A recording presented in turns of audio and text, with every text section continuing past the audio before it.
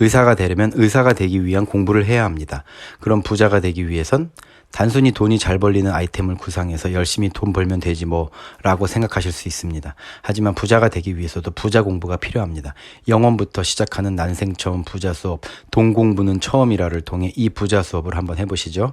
책의 내용 중에 동의하지 않는 부분이나 이미 알고 있는 부분들은 되도록 여기서 언급하지 않고 중요한 내용이나 제가 새롭게 인식한 부분들을 정리하여 보았습니다. 책의 초반은 돈의 중요성에 대해서 이야기합니다. 간혹 경제적 여유와 상관없이 자기의 삶에 만족하는 사람도 있지만 그들은 소수이고 우리가 소수가 되기에는 평범하다고 말합니다. 결국 행복이란 돈을 충분히 벌어놓은 사람이나 계속해서 돈을 벌 수 있는 사람이 누리는 사치라고 말합니다. 또한 돈을 모른다는 것은 나에게 가장 중요한 나의 삶을 모른다는 말과 같습니다. 결국 행복해지기 위해선 대부분 돈이 필요하다라는 돈의 중요성을 인식해야 합니다. 다음은 돈을 바라보는 관점을 바꾸어야 한다고 합니다. 돈의 시각에서 소득이란 잉여자금, 즉 벌고 쓰고 남은 돈을 말한다는 것이죠. 돈을 더 많이 버는 방법을 고민할 때는 기존 소득을 늘리는 방법, 예를 들어 승진을 해서 월급을 더 받는 경우가 있고 새로운 소득을 만드는 방법이 있습니다. 잉여자금은 기존 소득을 늘리는 방법인데 하지만 잉여자금을 최대치로 늘린다고 한들 결국 급여를 넘지 못하는 한계가 있습니다. 결국 돈을 알고 벌기 위해서는 두 가지 단계가 필요합니다. 소득의 개념을 새롭게 잡고 잉여자금을 확보하여 그 돈을 기회의 대상으로 인식하여 새로운 수익 형성을 위한 발판으로 삼는다.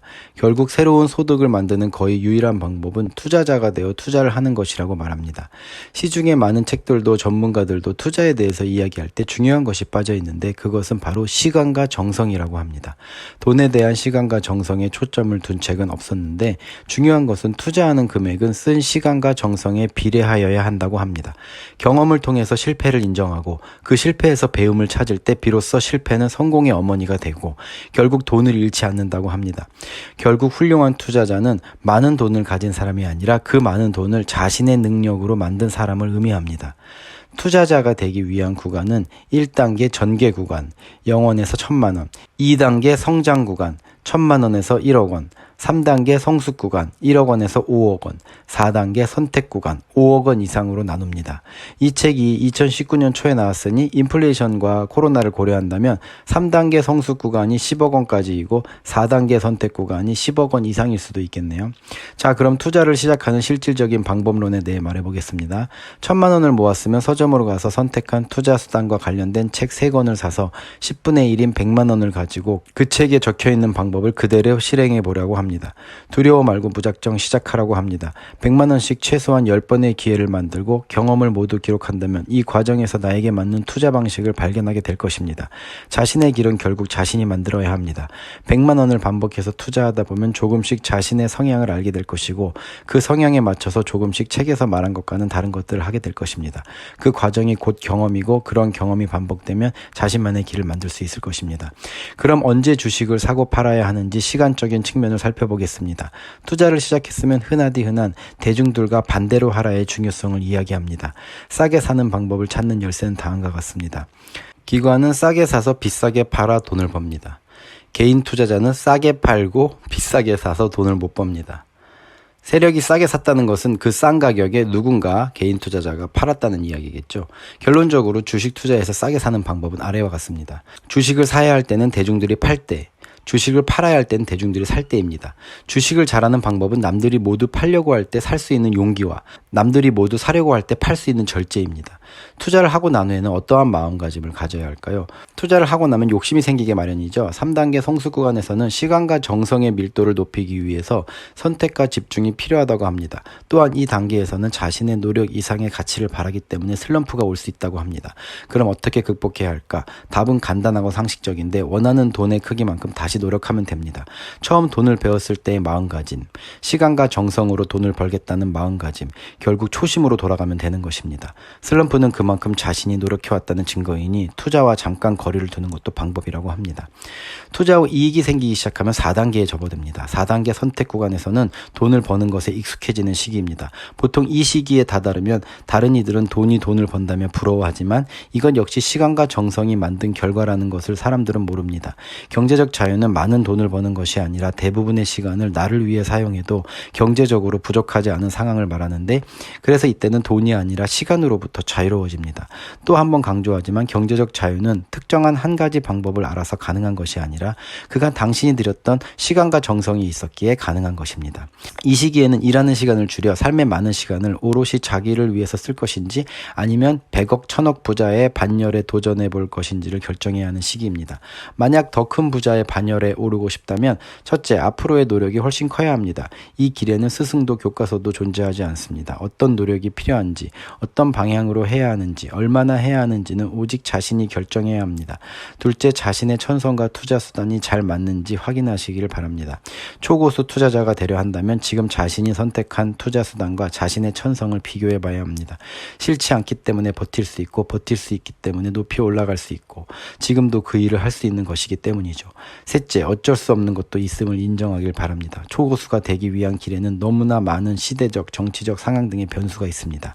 하늘이 도와주는 기회가 있어야 하지요. 네 번째, 이 시기에는 모든 것을 걸지 말아야 합니다. 실수를 하더라도, 최악의 상황을 만나 큰 손실을 보더라도 처음부터 다시 시작하는 일만은 없도록 최소한의 자금은, 즉 당장 은퇴를 하더라도 삶의 무리가 없을 수준의 금액은 확보하고 있어야 합니다. 책 속에 서점의 함정, 열풍일 때는 고점이라는 부분이 있는데 재미있어서 잠깐 언급해 보겠습니다. 대형 서점에 방문하면 투자와 관련된 책을 따로 모아놓은 진열 매대가 있습니다. 당신이 투자한 투자물이 담긴 책이 우후죽순으로 출간될 때 그 시기가 바로 매도 타이밍입니다. 그때가 투자물의 고점입니다. 아이러니하죠? 여러 명의 작가가 동일한 투자물로 많은 돈을 벌어서 책을 썼다면 그 투자물이 속해 있는 시장 가격도 올랐을 확률이 높습니다. 그렇다면 돈을 번 작가가 쓴 책이 출판되는 시점이면 그 투자물은 고점일 가능성이 큽니다. 재미있지만 뼈가 있는 이야기인 것 같습니다. 그렇다면 고점이 아닌 저평가 기업들을 찾는데 누구보다 신속하게 시간을 쏟고 연구를 해야겠죠. 그럼 어떻게 이 작업을 할 수 있을까요?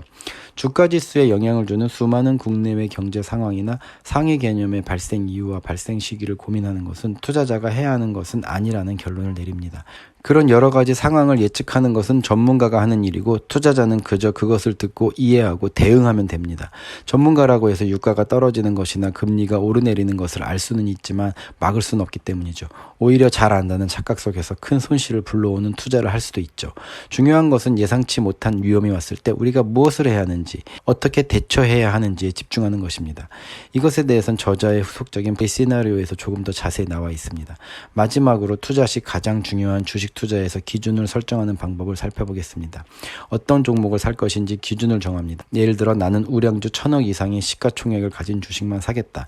나는 빅테크만 사겠다. 나는 마이너스 20% 이상 빠진 주식을 사겠다 등등을 정해놓으면 선택의 폭도 줄일 수 있고, 기업 정보나 나의 기업 선정의 결과에 대한 더 정확한 데이터를 수집하는 데 도움이 됩니다. 두 번째, 선택한 종목을 얼마나 살 것인지 기준을 정합니다. 내 자산의 10%를 사겠다. 내 주식 계좌에 들어있는 자금의 30%를 사겠다 등등이 있겠죠. 페니스탁이나 미래 성장성이 기대가 되는데 얼마나 빨리 발전할지에 대한 확신이 없다거나 할 때 이 기준을 세우는 것이 포트폴리오를 더 안정성 있게 끌고 가는 데 도움을 줍니다. 세 번째, 살 것인지 정하면 얼마에 어떻게 살 것인지 기준을 정한다. 10%가 되면 사겠다. 몇 불 이하가 되면 사겠다 등등이 되겠죠. 네 번째, 얼마에 살 것인지 가격이 정해지면 얼마에 어떻게 팔 것인지 기준을 정합니다. 예를 들어 수익이 2배가 나면 팔겠다, 손해가 나면 팔지 않겠다, 수익이 10%의 반을 팔고 남은 반은 15%까지 보겠다 등의 기준을 수립하고 얼마에 어떻게 팔 것인지 매도 가격을 선택하는 것입니다. 이처럼 시나리오를 구체화하는 데는 반드시 기준이 필요하며 그 기준은 반드시 수치화해야 합니다. 왜냐하면 수치화하지 못한 기준은 대부분 실행하지 못하기 때문입니다. 이 부분도 시나리오에서 더 자세히 언급됩니다만, 아무튼 가격이 하락하면 사야지 하면 막상 본인이 생각한 가격이 오더라도 조금 더 빠지면 사야지 라는 생각만 하다가 결국 사지도 못하고 가격이 올라가 버리는 경우가 많습니다. 정확한 기준을 가지고 시나리오를 구축했던 사람은 그 손실이 다음 손실을 막아주는 경험을 하게 해줍니다. 그래서 최고 경주에 오른 투자자들은 아주 단순한 방법으로 매수와 매도를 하면서 큰 수익을 냅니다. 그들의 보유한 수천 수만 번의 경험을 통해 자신만의 대응 영역이 만들어졌고, 이제 그것이 감으로 축적된 것임을 잊지 말아야 합니다. 오늘 이렇게 돈 공부는 처음이라를 통해 투자자의 기본인 부자 수업을 좀 해봤는데요. 도움이 되셨길 바라며 또 도움이 될 수 있는 다른 투자 관련 서적으로 찾아뵙겠습니다. 아참, 이 영상이 반응이 괜찮을 시 돈 공부는 처음이라보다 내용이 좀 더 좋은 후속작인 부의 시나리오도 올려드릴 테니 많은 관심 바랍니다. 감사합니다.